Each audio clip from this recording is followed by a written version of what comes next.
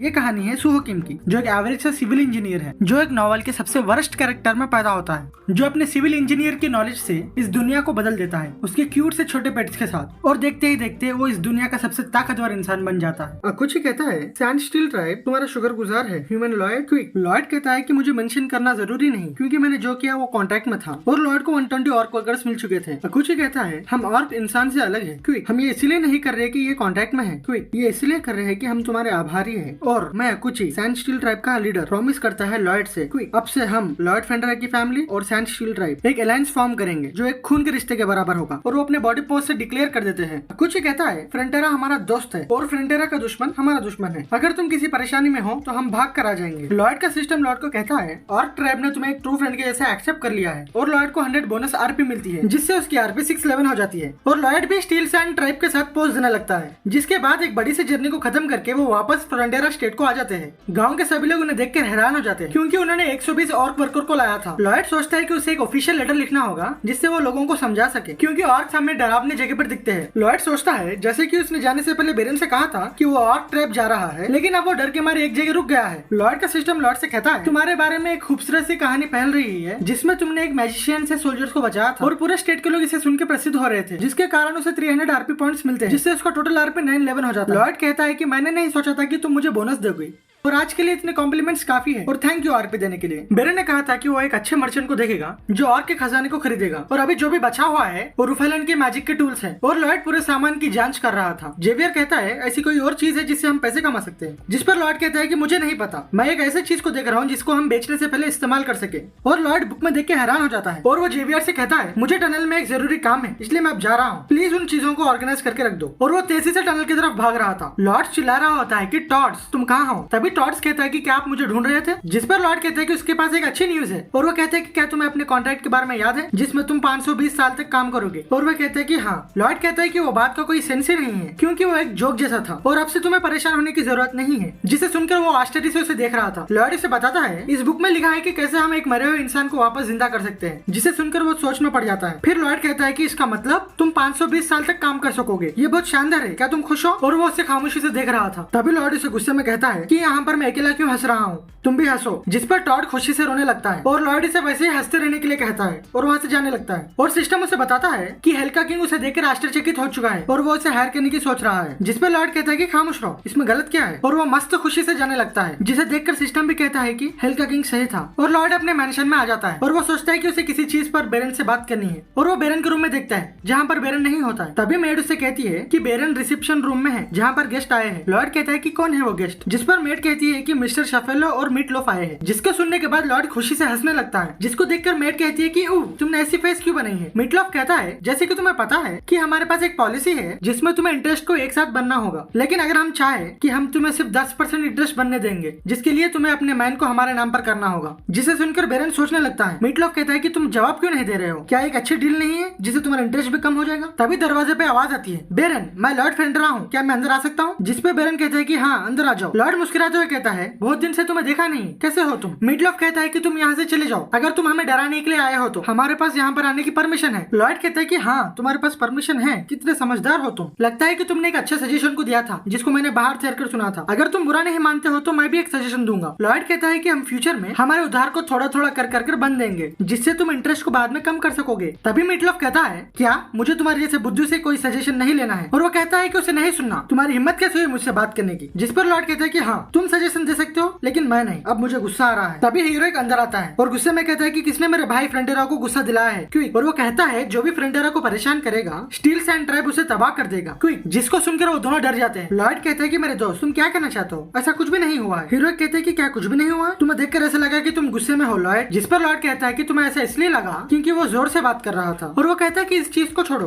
तुम्हें क्या लगता है मेरे सजेशन के बारे में, अगर तुम मेरे सजेशन को रिजेक्ट करते हो तो मुझे बुरा लगेगा। हीरोइक कहता है कि अगर फ्रंटेरा को बुरा लगा तो मैं तुम्हें 2 हिस्सों में काट दूंगा। और वो दोनों बेरन की मैंशन से दुम दबाकर भाग जाते हैं। लॉयड बेरन को कहता है कि वो उधारी को ऐसा बदलना चाहते हैं कि जैसे वो हुआ ही ना हो, जो एक क्राइम है जिससे आप सेटिस्फाई हो सकते हो। बेरन कहता है कि ओह हाँ तुम्हारा शुक्रिया। लॉयड कहता है कि हीटिंग सिस्टम की कंस्ट्रक्शन भी आगे बढ़ रही है, और कोल में भी माइनिंग आराम से चल रही है, जिससे हम उधारी को बहुत जल्दी बंद देंगे, और आप प्लीज इस कॉन्ट्रैक्ट को सेव रखिए बेरन। बेरन कहता है कि हाँ ठीक है। लॉयड कहता है कि हमारे पास एक बड़ी प्रॉब्लम है, अगर हम इसे अभी सॉल्व नहीं करते तो ये बहुत बड़ी हो जाएगी कि ये लोग ऑर्डिनरी इंसान से 10 गुना ज्यादा खाते हैं, इनके खाने का खर्च कोई मजाक मजाक नहीं है, जो एक बहुत बड़ा प्रॉब्लम बन सकता है हमारे लिए अगर हम इस प्रॉब्लम को अभी छोड़ देते हैं तो। जैसे कि हम उम्मीद कर सकते हैं कि ऑर्क एक अच्छे माइनर्स है। लॉयड चिल्लाने लगता है कि वो कहाँ है। सोल्जर कहता है कि यही वो ऑर्क है जो लगातार 24 घंटे से काम कर रहा है। लॉयड कहता है कि इसे बाहर लेकर जाओ और ध्यान रखना कि ये कल तक वापस नहीं आए। ऑर्क कहता है कि मैं आराम करना नहीं चाहता हूँ, मेरे मसल्स कम हो जाएंगे। लॉयड कहता है कि इनकी वजह से काम 10 गुना तेजी से हो रहा है, जैसे कि हम उम्मीद कर सकते हैं उनकी स्टैमिना और मसल्स के साथ। हीरोइक कहता है कि क्या तुम पैसों के बारे में बात कर रहे हो? हम ऑर्क को पैसे नहीं चाहिए क्विक, और ये लोग हर महीना पैसे भी नहीं लेते हैं, लेकिन तुम हमें जब तक खिलो जब तक हमारा पेट भर ना जाए क्विक। ये सब कुछ लॉयड सोच रहा था, जो एक छोटी सी प्रॉब्लम नहीं है। लॉयड बेरन से कहता है कि हमें हमारे टैक्स को बढ़ाना होगा और हम उन पैसों से ऑर्क के लिए मीट ले सकते हैं। जिस तेजी से वो माइन में काम कर रहे हैं उससे ये कभी भी लॉस में नहीं जाएगा। बेरन कहता है कि मुझे समझ में आ रहा है कि तुम क्या कर रहे हो,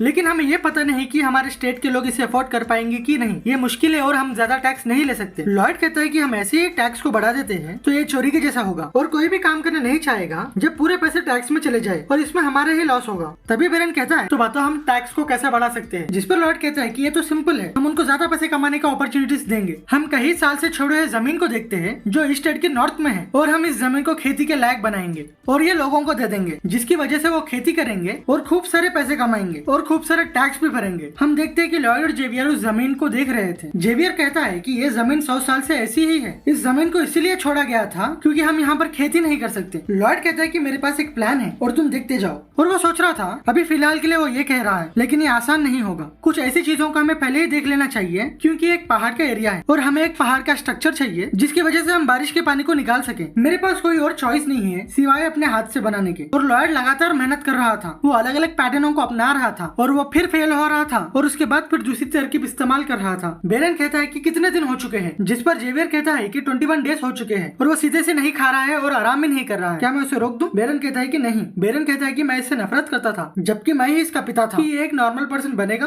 तो नामुमकिन था जैसा मैंने सोचा था, लेकिन अब वो मेहनत कर रहा है, एक चमत्कारी बदलाव करना चाहता है लोगों के लिए। मैं उसकी मदद तो नहीं कर सकता हूँ, लेकिन मैं उसके काम में बीच में आना नहीं चाहता। जेवियर कहता है कि एक अच्छा निर्णय है। अभी के लिए मास्टर लॉयड जो कहते हैं वो इसकी रिस्पॉन्सिबिलिटी लेते हैं और वो कभी हार नहीं मानते। और हम देखते हैं कि बेरन का इंप्रेशन लॉयड के लिए 2 पॉइंट बढ़ जाता है, जिससे उसकी आरपी 931 हो जाती है और काफी दिन मेहनत करने के बाद लॉयड सफल हो जाता है। अब पानी खेत में से चले जाएगा और जब तक पानी वहाँ से जाएगा हम तब तक टैक्स को बढ़ा सकते हैं। और लॉयड अपने आराम से जिंदगी के लिए खुश हो रहा था और लॉयड लेट जाता है और कहता है कि वो थक गया है, लेकिन वो इसे सह लेगा। और वो अपने पूरे दिनों के अपने पिछली जिंदगी से कंपेयर करने लगता है जहाँ पर वो दिन और रात पार्ट टाइम जॉब करता था। और तभी लॉयड का सिस्टम लॉयड को कहता है तुम्हारी इतनी मेहनत को देखकर तुम्हें एक नई स्किल मिलती है। उसके डिजाइन स्किल में उसे एक नया ऑप्शन मिलता है जिससे वो सिमुलेशन मोड से जो भी डेटा को निकालेगा वो उसको अपने हाथ से मैनेज कर सकेगा। अगर कुछ मेजरमेंट गलत हो जाती है तो वो टूट जाता है, जिसको देखकर लॉयड गुस्से से कहता है ये तुम्हें मुझे पहले बताना चाहिए था, मैंने इसके लिए 1 महीने तक मेहनत की है। सिस्टम उसे कहता है तुमने तो कहा कि तुम सह सकते हो। लॉयड कहता है कि मैं भी तो वही कह रहा था, क्या तुम्हें पता है कि ये कितना मुश्किल था? सिस्टम उसे कहता है कि स्किल्स तुम्हें तुम्हारी मेहनत पर मिलेंगे और जो तुम्हारी विश है। लॉयड कहता है जब मैं यहाँ पर आया था क्या ये मेरी विश थी? हॉनेस्टली तुम्हें नहीं पता है ना, मेरी विश से इस दुनिया को क्या लेना देना है। मुझे तो एक अच्छे से कॉलेज से ग्रेजुएट करना था और एक अच्छे से कंपनी में काम करना था जिससे मैं पैसों के बारे में परेशान ना हो। क्या ये मेरी विश नहीं थी? जिस पर सिस्टम उसे कहता है कि ये तुम्हारा गोल था, तुम्हारा विश इससे भी बहुत बड़ा है, जो ऐसा है जो टाइम और स्पेस को बदल सकता है। लॉयड कहता है कि हम इसके बारे में बात करना बंद करते हैं अगर तुम लाइफ के बारे में समझाना शुरू कर रहे हो तो, क्योंकि मैं अभी बिजी हूँ। और वो पोडोंग और बेल को बुलाता है और कहता है कि तुम अपने नए दोस्त से मिलना चाहते हो, जिस पर वो दोनों उसे देखने लगते हैं। ये अपना पहला स्टेप होगा अपनी खेती के प्रोजेक्ट को बनाने के लिए। और वो उनसे कहता है कि तुम्हें इस पानी को पीना होगा और यहाँ से कहीं और फेंकना होगा, जिसको सुनकर बेल और पोडोंग दोनों डर जाते हैं। लॉयड कहता है कि मुझे पता है कि ये तुम दोनों के लिए इम्पॉसिबल है और इसीलिए मैं अब रैंडम ड्रॉ को करने वाला हूँ। मैं अपनी पूरी आरपी यूज कर दूंगा और जितने ज्यादा हो सके उतने ज्यादा स्पीसीज को समन करूंगा। और लॉयड सिस्टम को रैंडम ड्रॉ दिखाने के लिए कहता है। वो देखते हैं कि उसे एक ड्रॉ में 100 आरपी चाहिए और हर बार ड्रॉ करने पर आरपी पॉइंट्स 1.5 टाइम्स बढ़ जा रहे हैं, जिसकी वजह से वो 4 ड्रॉ कर सकता है। और लॉयड कहता है कि उसे एक नई स्पेशल स्किल नहीं चाहिए, उसे तो एक पोडोंग और बेल के जैसे एक बड़ा जीप चाहिए। और वो अपने समन को स्टार्ट कर देता है जिससे उसे सब्सक्राइब की आवाज सुनाई आती है। तभी उस मैजिक में से एक जीव बाहर आता है जो सीधा लॉयड के मुंह पर मार देता है और वो फिर जमीन पर गिर जाता है। वो अपना नाम हिप्पो बताता है, जिसको सुनकर लॉयड कहते हैं कि क्या हिप्पो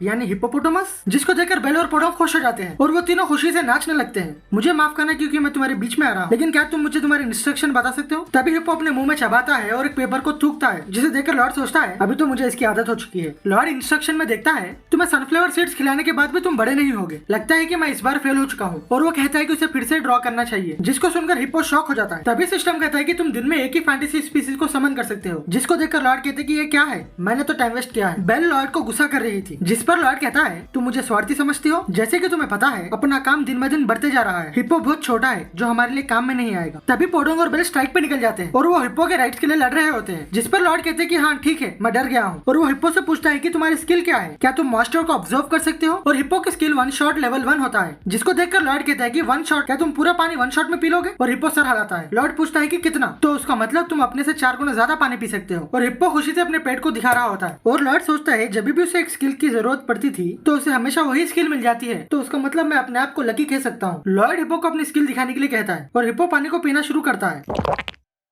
ये पहले से कुछ बड़ा दिख रहा है, जिसको देखकर लॉर्ड कहते हैं कि मैं ऐसा सिर्फ इमेजिन कर रहा हूँ। और लॉर्ड उसे देखकर हैरान हो जाता है, क्योंकि वो पानी पी पी कर बहुत बड़ा हो जा रहा था, जो एक डायनासोर जितना बड़ा हो चुका था। और वो वहाँ से पूरे पानी को पी लेता है। और हम वहाँ पर देख सकते हैं कि वहाँ की जमीन पर पूरा पानी खत्म हो चुका है, जिसको देखकर लॉर्ड शॉक में चिल्ला रहा होता है। और लॉर्ड कहते हैं कि क्या तुम इतने कम समय में इतना ज्यादा पानी पी सकते हो, उसका मतलब यहाँ से हम कुछ दिनों में पूरे पानी को निकाल देंगे। पोडोंग और बेल लॉर्ड को देखकर हंसने लगते हैं, जिस पर लॉर्ड कहते हैं कि तुम इतना क्यों खुश हो रहे हो। लॉर्ड सिस्टम से कहता है क्या ये सच में रैंडम स्पिन था, क्योंकि हमेशा मुझे वही स्किल मिल रही है जिसकी मुझे जरूरत है। सिस्टम कहता है कि हाँ ये एक रैंडम स्पिन था, जैसे कि तुम इस दुनिया में आए हो तुम्हें एक एक करके एबिलिटीज मिली है, जैसे कि तुम्हारे कैरेक्टर के पास कोई लक नहीं है, शायद इसीलिए तुम्हें ड्रॉ में लक मिल रहा होगा। और ये भी कंफर्म नहीं है। लॉर्ड कहता है कि ये थोड़ा रूड नहीं था, क्या तुम मुझसे लड़ना चाहते हो। और वो हिप्पो से कहता है क्या तुम और पानी पी सकते हो, और इतना पियो कि जिससे तुम्हारा पेट भर जाए, क्योंकि हम कल से खेती की कंस्ट्रक्शन शुरू कर देंगे। और लॉर्ड कहता है कि हम कंस्ट्रक्शन को वर्टिकल ड्रेनेज मेथड से स्टार्ट करेंगे। पूरे सोल्जर्स हिप्पो को देखकर डर जाते हैं। पहले हिप्पो जमीन से पानी निकालेगा और फिर उसे नदी में फेंक देगा और वो फिर आएगा। तब तक सोल्जर्स घास को और पौधों को वहाँ से निकाल देंगे। और जेवियर जमीन पे अपना माना ब्लास्ट करेगा, जिससे जमीन पर जो भी होल होगा हम उसमें बैम्बू को डाल देंगे। और पोडोंग जमीन के मिट्टी को एक लेवल कर रहा था। जब एक बार पूरे बैम्बूस लग जाते हैं तो हिप्पो अपने वन शॉट से पूरे पानी को पी लेता है, जिसके बाद हम खेत के साथ एक पानी के बैंक को बनाएंगे, जिससे हम बारिश के पानी को वहाँ से भिजा सके। और यही सब करते हुए 10 दिन बीत जाते हैं और वो अपने खेती के एक सेक्शन को पूरा कर लेते हैं। लॉर्ड कहता है कि हमें और आगे जाना है और इसे खत्म करने पर हमारे साथ क्या होने वाला है, हम एक बोनस पार्टी करेंगे। तो चलिए शुरू करते हैं, जिसको सुनकर पूरे सोल्जर्स कहते हैं कि चलिए। अब हम कुछ दिन बाद देखते हैं जेवियर सोच रहा होता है ये वही बंजर जमीन है जो अब खेत में कन्वर्ट हो रहा है, लेकिन मैं कब से इस कंस्ट्रक्शन में काम कर रहा हूँ, क्या ये फिर से मेरी ड्यूटी हो चुकी है। तभी लॉर्ड जेवियर को बुलाते हुए इसके पास आता है। वो कहता है कि ये बीन्स है, तुम वहाँ पर जाके इन्हें लगा दो। जेवियर कहता है कि मैं एक नाइट हूँ, मैं क्यों ऐसा करूँ। जिस पर लॉर्ड कहता है जिससे तुम खेत में आने वाले कीड़ों को मार सकोगे और स्टेट की रक्षा कर सकोगे। जेवियर कहता है कि हाँ ठीक है। जेवियर बीन्स को बोकर पानी डाल रहा होता है। तभी वो सोचता है कि लॉर्ड ने उसे फिर से फंसा दिया, वो अगली बार इसके झांसे में नहीं आएगा। तभी बेरन जेवियर की आवाज सुनता है, क्या सच में ये बंजर जमीन खेत में बदल रहा है। और मैं बेट लगा सकता हूँ जैसा मैं सोच रहा हूँ वैसे ही सभी लोग सोच रहे होंगे, क्योंकि ये एक चमत्कार है। और सभी सोल्जर्स लॉर्ड को देखकर खुश हो रहे थे। लॉर्ड का सिस्टम लॉर्ड को बता रहा होता है कि फ्रंटियरा स्टेट के लोग लॉर्ड के इस चमत्कार को देखकर प्रभावित हुए हैं और तुम्हें एक बड़ा सा आरपी बोनस मिलेगा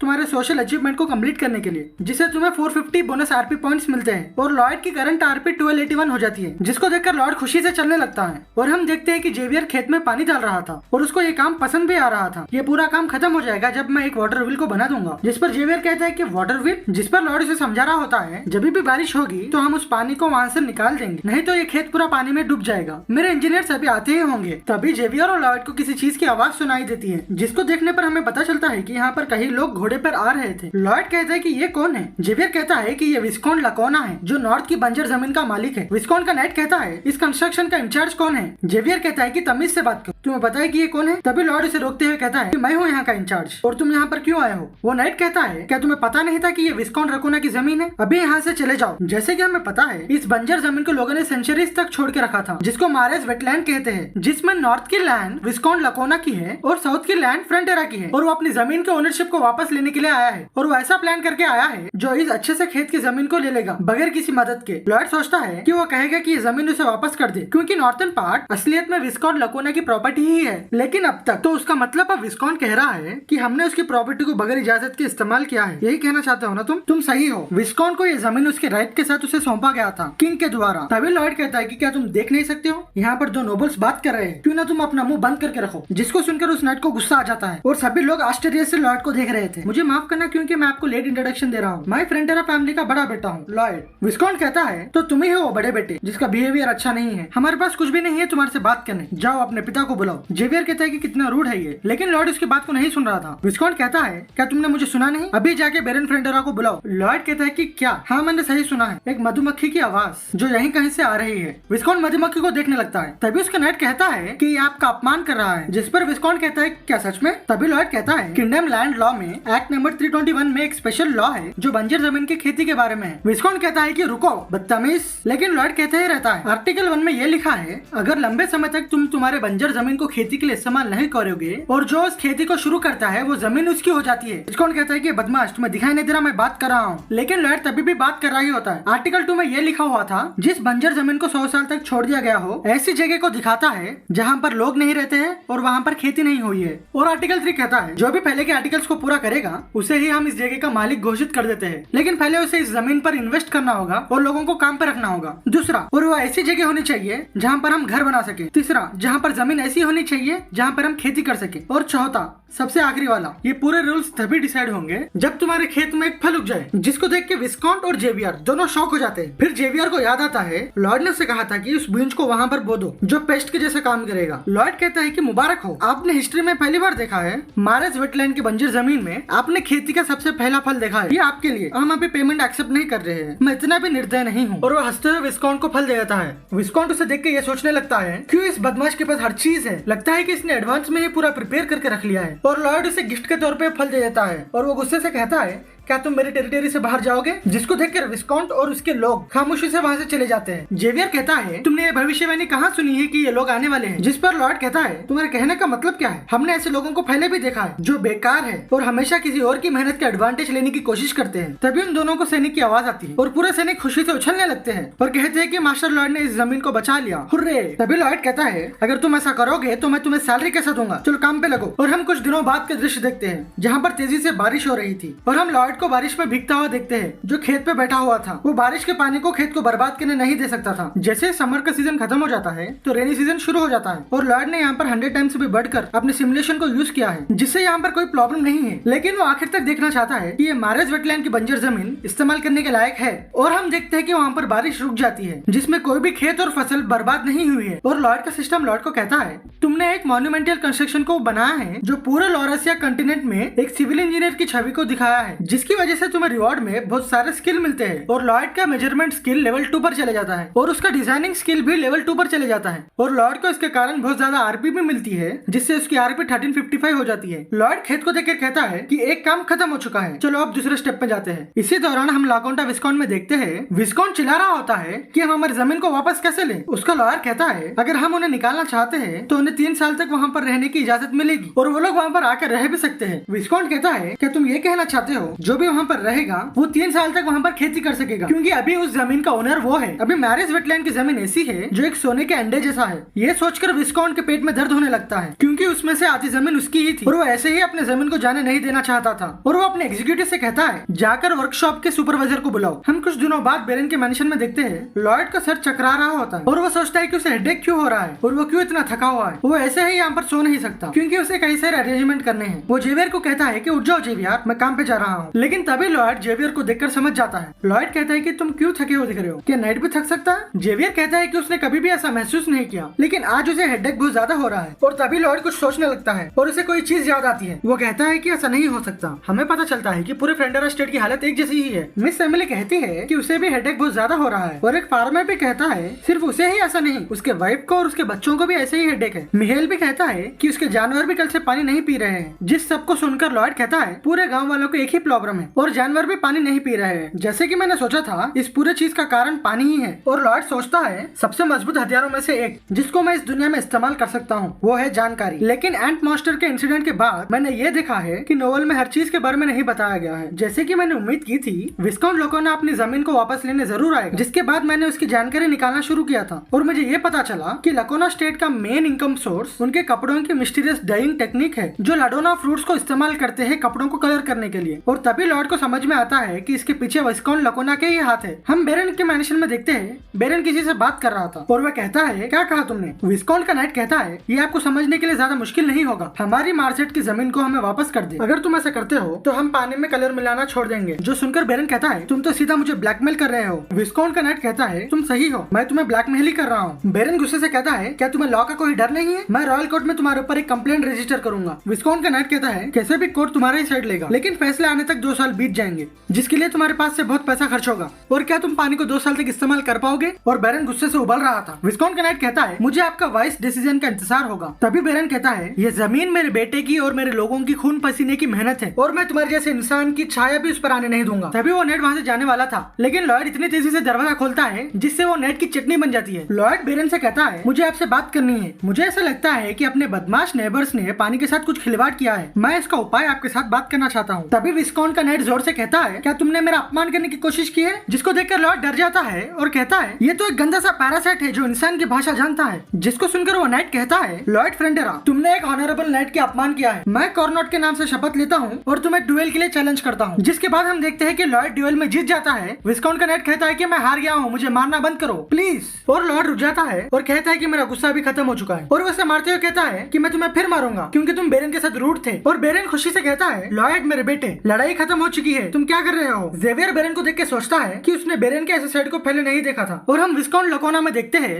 विस्काउंट कहता है, बुद्धू, मैंने तो तुम्हें कहा था कि उन्हें डराने के लिए, लेकिन तुम उनसे मार खा कर आ गए हो। और वो नाइट भी कहता है कि वो अपने आप पर शर्मिंदा है। तभी विस्काउंट कुछ सोचने लगता है और कहता है कि तुमने अच्छा काम किया उनसे मार खा के, क्योंकि यही एक रास्ता है जिससे हम बेरन के केस को हरा सकते हैं, और हम उस पर लड़ाई का झूठा आरोप लगा देंगे, जिससे ये केस को सॉल्व होने के लिए 3 नहीं 4 साल लगेंगे। और लॉर्ड को भी पता था कि विस्काउंट क्या सोच रहा है, और वो कहता है कि हम फ्रेंडेरा बार्नी कभी भी ऐसा बेकार काम नहीं करेंगे, हम अपनी मेहनत पर बिना पानी के भी रह लेंगे, क्योंकि ये जमीन हमारे खून और पसीने की है, और हम सभी स्वार्थी इंसान से इसकी रक्षा करेंगे। जिसको सुनकर वहाँ के पूरे लोग जोश में आ जाते हैं। पहले हमें पीने के पानी के प्रॉब्लम को सॉल्व करना होगा, एक पानी के तालाब को बनाकर। पानी के खराब होने से पहले हम हिप्पो की स्किल से पानी ले लेंगे और उसको इस्तेमाल कर लेंगे। जेवियर लॉर्ड से कहता है, ये एक अच्छा अल्टरनेटिव है, लेकिन आप और हिप्पो दोनों आराम नहीं कर पाओगे। लॉर्ड कहता है, तुम सही हो, ये तो सिर्फ टेम्पररी यूज के लिए है, और हम एक वाटर सप्लाई सिस्टम को बना लेंगे जिसकी वजह से पहाड़ों से पानी डायरेक्ट हमारे पास आ जाएगा। जेवियर कहता है कि ये आसान नहीं होगा, इसके बारे में सोचने के लिए बहुत मेहनत लगेगी। लॉर्ड कहते हैं कि हाँ, ये बहुत मुश्किल है, लेकिन हम इस कंस्ट्रक्शन से बहुत ज्यादा पैसे कमा सकते हैं, शायद 10 गुना नहीं, शायद 100 गुना। और हम कुछ महीने बाद का दृश्य देखते हैं। विस्काउंट बहुत परेशान होता है और वो सोचता है कि वो क्या करे। तभी उसका एग्जीक्यूटिव कहता है कि फ्रेंडेरा फैमिली का बड़ा बेटा आपसे बात करने के लिए आया है। विस्काउंट कहता है, मैं बिजी हूँ, उसको बोलो कि यहाँ से चले जाओ। एग्जीक्यूटिव कहता है, उन्होंने कहा कि ऐसा लगता है कि आप इन दिनों किसी चिंता में हैं और वो आपकी मदद करने के लिए यहाँ हैं। और विस्काउंट लॉर्ड को अंदर बुला लेता है। लॉर्ड कहता है, ओह, आज अपना विस्काउंट टेंशन में दिख रहा है। जिसपे विस्काउंट कहता है,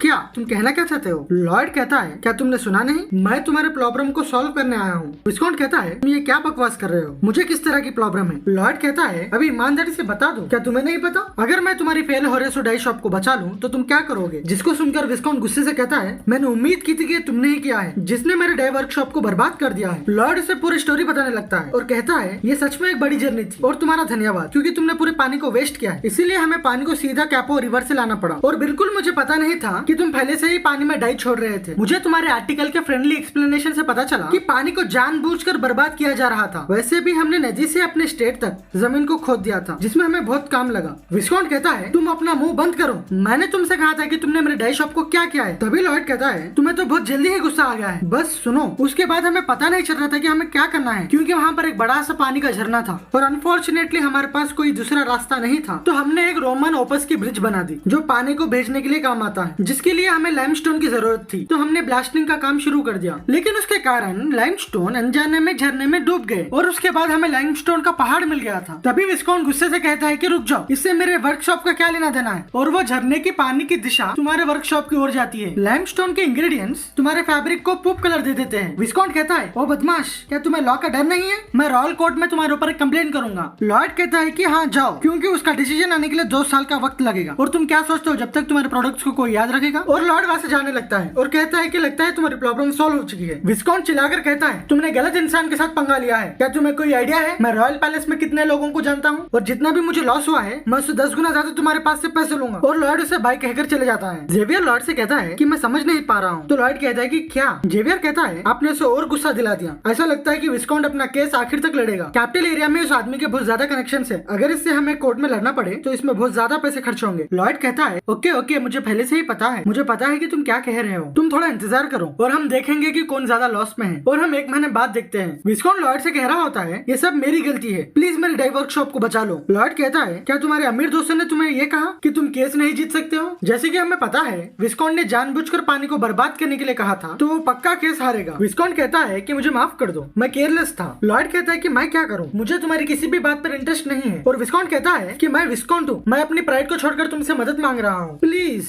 लॉर्ड कहता है क्या प्राइड जिसकी कीमत 0.1 गोल्ड की जितना है? अगर ऐसा है तो मैं इसे 1000 बार बेचूंगा या फिर 10,000 बार। और मुझे जो चाहिए वो अपॉलॉजी नहीं है। लॉर्ड उसे कॉन्ट्रैक्ट दिखाता है और कहता है कि बस यहाँ पर साइन कर दो, तुम्हें तो बस यहाँ पर साइन करना है और तुम्हारा वर्कशॉप 1 हफ्ते में बन जाएगा। और उस कॉन्ट्रैक्ट को देखकर विस्कॉन्ट शॉक हो जाता है। विस्कॉन्ट कहता है ये तो बहुत ज्यादा महंगा है और ये कोई सेंस नहीं बनाता है कि तुम पानी को इतने महंगे में बेचो। लॉर्ड कहता है ये कितना अजीब है ना। और लॉर्ड उसे गुस्से से कहता है कि जिसमें मुझे ये सिखाया कि पानी फ्री नहीं है वो तुम हो। और विस्कॉन्ट उस कॉन्ट्रैक्ट को साइन कर देता है। बेरन उस कॉन्ट्रैक्ट को देखकर कहता है क्या सच में इतना पैसा हर महीना आने वाला है? जिस पर लॉर्ड कहता है कि हाँ ये विस्कॉन्ट ने खुद साइन किया है। बेरन कहता है तो इंटरेस्ट को बनने के बाद भी हमारे पास कुछ पैसे बचेंगे। लॉर्ड कहता है कि सुनकर अच्छा लगा, लगता है कि विस्कॉन्ट एक अच्छा आदमी है। जेवियर सोच रहा था कि विस्कॉन्ट ने लड़ाई शुरू की थी लेकिन उसके बाद ईस्टेड और बेरन में अच्छे रिजल्ट्स आए, लेकिन इस बार वो डेविल की जैसा दिखने लगा। और उस कॉन्ट्रैक्ट में कहीं पर भी डेडलाइन नहीं लिखी गई है, जिसका मतलब वो विस्कॉन्ट के पास से उसके मौत तक पैसे लेगा। बस इतना ही नहीं, वो विस्कॉन्ट के जनरेशन और जनरेशन के पैसे लेगा। ये सिर्फ एक शॉट से खत्म नहीं होगा। अगर इसे पैसों में बदला जा सकता है तो वो उसे आखिर तक नहीं छोड़ेगा। बेरन कहता है मेरे पास तुम्हारे लिए एक अच्छी न्यूज है। और वो तभी लॉर्ड को कहता है कि तुम्हारे फेस को क्या हुआ है, मुझे थोड़ा डर लग रहा है। लॉर्ड कहता है कि मुझे माफ कर दो, मैं कॉन्ट्रैक्ट के बारे में सोचकर उत्साहित हो रहा था। बेरन कहता है कि हमारे पास बहुत सारा पुराना खजाना है जो तुम्हें ऑर्क टाइप ने दिया था। क्राउन क्रो ने एक लेटर भेजा है जिसमें उसने कहा है कि वो ये सब खजाने को अच्छे दाम में खरीद लेगा। जिस पर लॉर्ड सोचने लगता है और कहता है क्या ये अजीब नहीं है, अगर वो चाहे तो इतने पैसों में वो नए खजाने को खरीद सकता है। जिसपे बेरन कहता है कि मुझे नहीं पता, मुझे पूरे डिटेल्स पता नहीं है, लेकिन उसने कहा कि वो एक बड़े से स्टैचू को रखना चाहता है। और हम ट्रेड सिटी क्रीमो को देखते हैं जहाँ पर हम काउंट क्रीमो को देखते हैं जो समुद्र की तरफ कुछ देख रहा होता है। और तभी हम समुद्र में कुछ हलचल को महसूस करते हैं जिसमें से एक बड़ा मॉन्स्टर निकलता है और उसका नाम जिगाटैडन होता है।